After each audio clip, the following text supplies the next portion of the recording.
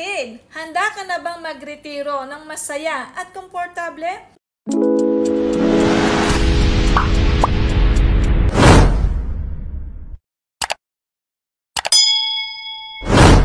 This video.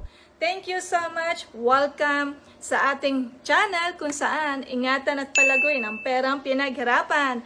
Ako nga pala si SP Maristela Banaag, isa po akong single mom, OFW, and financial educator. By the way, kung hindi ka pa nakaka-subscribe, hit the notification bell and subscribe now na.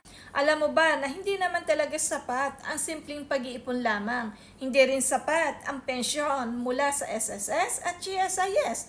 Kailangan habang hindi ka pa nagre-retiro, may ginagawa ka ng paraan upang paghanda nito. Kaya naman, narito ang 5 suggested things na pwede mong simulan para sa golden years mo para sa happy and comfortable retirement life. Number 1, invest in a retirement plan katulad ng Kaiser Savings Program.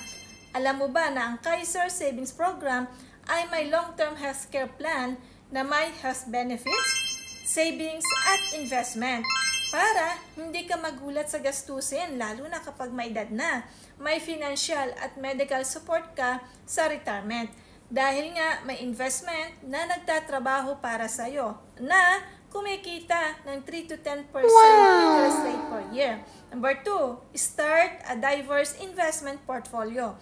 Ibig sabihin, mag-invest ka sa stocks, mutual funds at bonds para hindi lang steady ang growth ng yaman mo, kundi may stable income stream ka pa sa pagre-retire.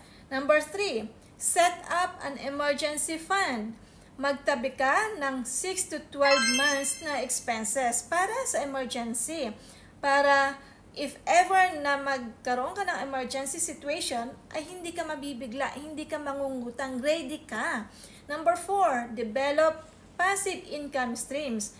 Mag-invest sa rental properties, sa REIT na nag-o-offer ng mga dividends or online businesses like IMG para may steady cash flow ka kahit hindi ka na nagtatrabaho.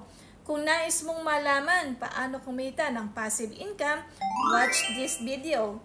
Number 5, plan for long-term healthcare.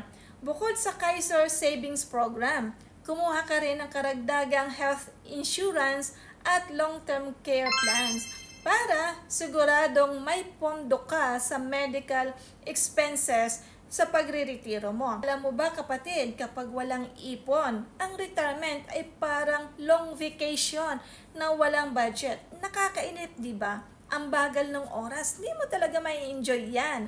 Huwag mo na itong ipagpabukas. Simulan mo na, ngayon na, ang mga hakbang na isinare ko sa iyo. Alin sa 5 tips o suggested things ang gusto mong simulan? Comment it below now. Thank you so much. God bless you and your family.